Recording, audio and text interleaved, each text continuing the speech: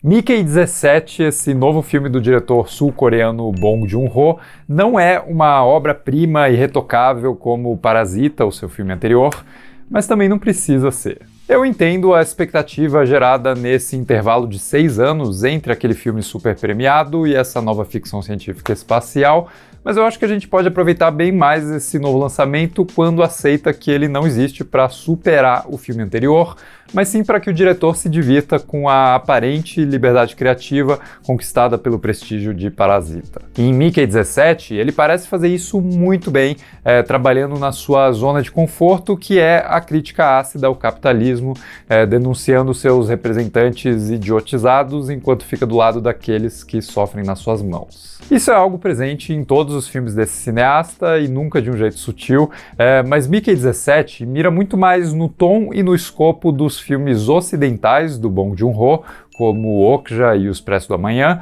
do que nas suas obras sul-coreanas, que surgem menos megalomaníacas e um pouco mais intimistas. Talvez essa distinção exista por conta dos orçamentos, que são bem menores nos filmes coreanos do que nos americanos, claro, mas eu sinto que no seu país o Bong investe em narrativas um pouco mais sérias, um pouco menos caricatas. Ok, O Hospedeiro é um filme de monstro, né? Mas quando se pensa nos antagonistas de Parasita, por exemplo, eles são representados de um jeito muito mais realista. É uma família rica, alheia à desigualdade social, mas que enfrenta problemas genuínos também, que também tem os seus conflitos ali, só que eles não deixam de serem babacas e pagam por isso no final.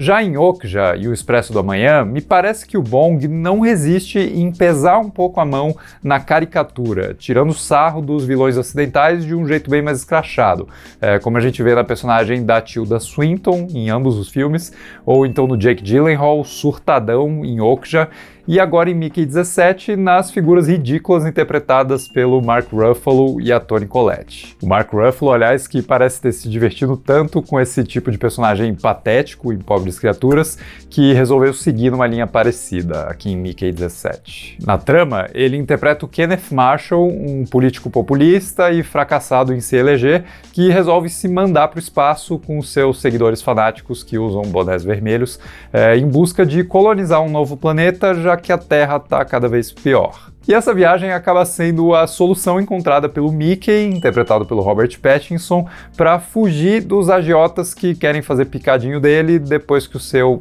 amigo, Timo, vivido pelo Steve Yeun, pegou emprestado no seu nome uma grana sem intenção de devolver.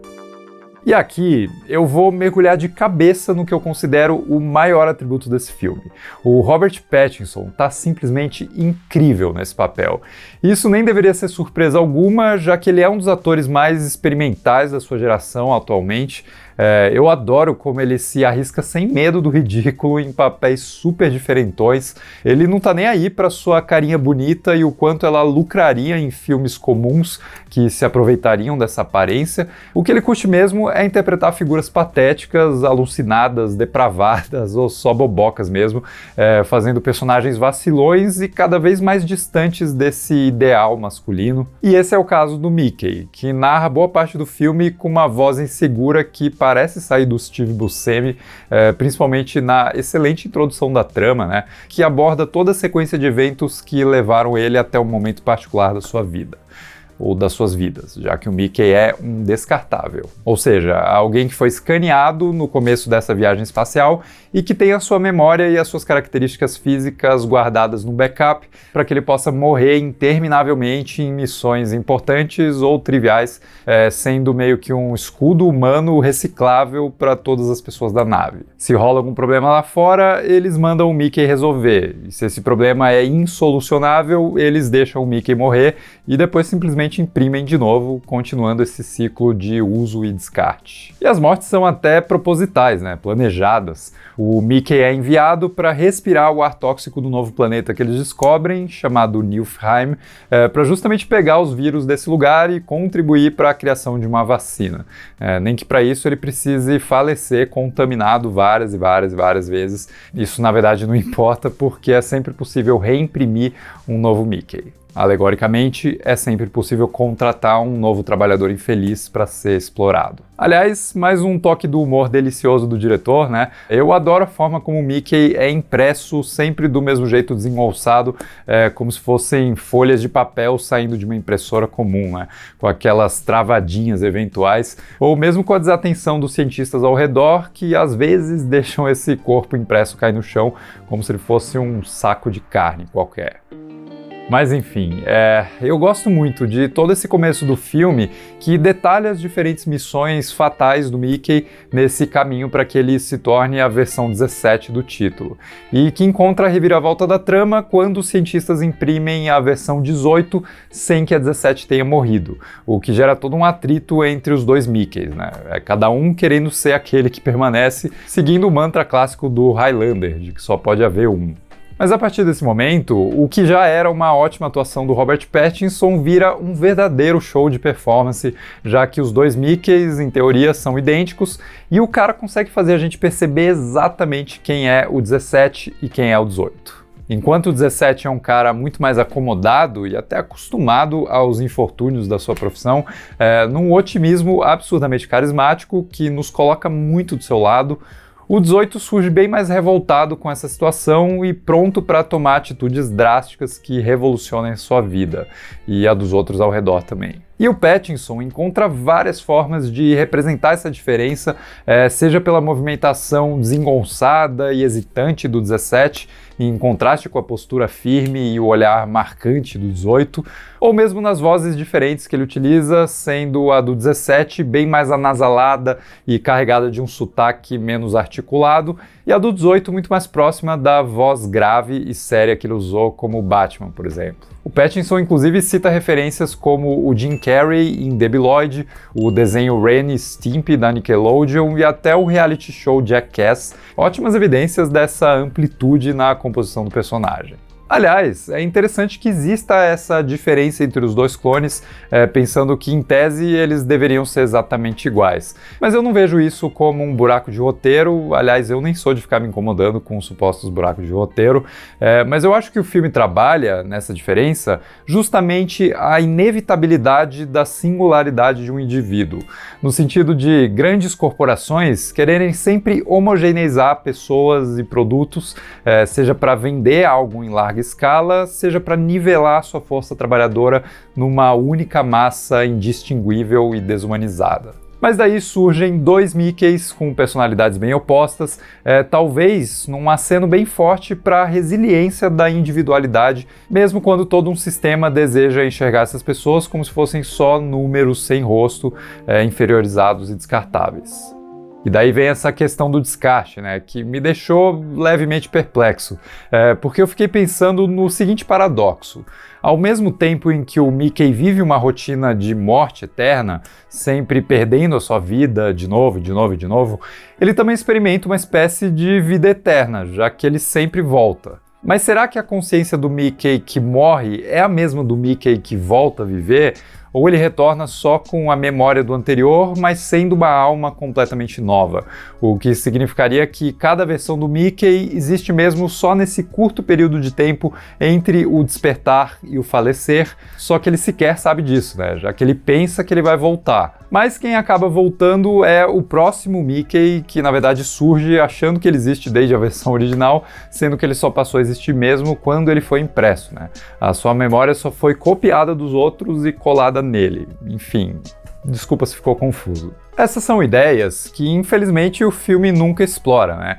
Rejeitando o caminho intrigante que a gente tem visto, por exemplo, na segunda temporada de Ruptura, que tem questionado os limites de separação entre os Inis e os Auris, a mente que existe dentro da corporação da série e aquela que habita o mundo de fora, chegando inclusive a cogitar se esse mesmo corpo teria duas almas diferentes. Relaxa que eu ainda quero falar de Ruptura aqui, mas deixa essa segunda temporada acabar primeiro. Só que o caminho que o Bong Joon-ho escolhe no lugar dessa ficção científica mais filosófica é inegavelmente divertido, mesmo que seja menos ousado. Ou seja, o surgimento do Mickey 18 coloca em polvorosa as dinâmicas que o Mickey 17 vinha sustentando com a namorada, a Nasha, interpretada com bastante vivacidade pela Naomi Ackie, E mesmo com o Timo, que vira cada vez mais traiçoeiro, mas sem perder aquele charme malandro do Steve Yeun. Eu adoro quando ele faz esse tipo de personagem, né? Tinha um pouco disso em Okja e tinha muito disso em Treta, aquela série da Netflix sobre ele brigando com a Ali Wong. E beleza, tudo que rola entre esses personagens é mais voltado pro entretenimento mesmo, mas assim, sendo esse o objetivo, cara, como isso é bem feito aqui, né? A câmera do Bong Joon-ho tá sempre em movimento, sempre buscando um dinamismo e nunca acomodada a escolhas narrativas preguiçosas, mas se divertindo muito nessa correria espacial que parece tão refrescante de assistir, pelo menos em quase todos os núcleos de personagens do filme.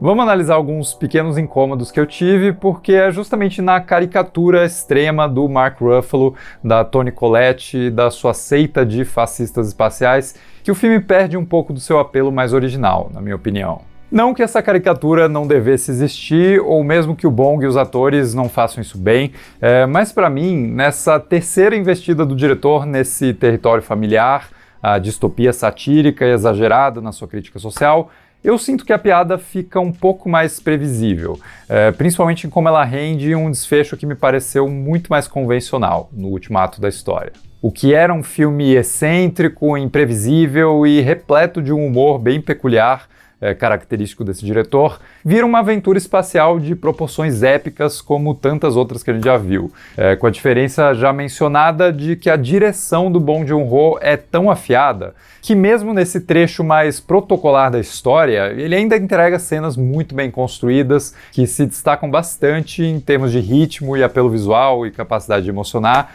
do oceano de mesmice que a gente costuma ver em filmes assim. Então esse seria um ponto negativo, mas que eu ainda consigo relevar numa boa, até porque eu vejo nessa trama que surge no clímax sobre a resistência de uma espécie alienígena contra uma tirania humana colonizadora, quase como uma resposta ao final de Okja. Ali, o roteiro muito mais pessimista não quis entregar um final feliz coletivo que realmente mudasse o status quo do universo do filme, mesmo que tenha entregado pelo menos o conforto de um final feliz individual para poucos personagens. E por mais que esse final seja um pouco mais clichê do que o final agridoce de Okja, que eu acho bem mais memorável, por sinal, ainda assim ele está super alinhado com a proposta de comédia do filme, que está também apoiada bastante no próprio otimismo do protagonista. Mas outro problema que eu vejo é o seguinte: à medida em que o filme cresce em escopo, as suas subtramas ficam um pouco mais dispersas e algumas delas acabam não se resolvendo direito, revelando até que pode ter havido uma interferência do estúdio na montagem para que o filme permanecesse dentro de uma duração específica, mais enxuta, né?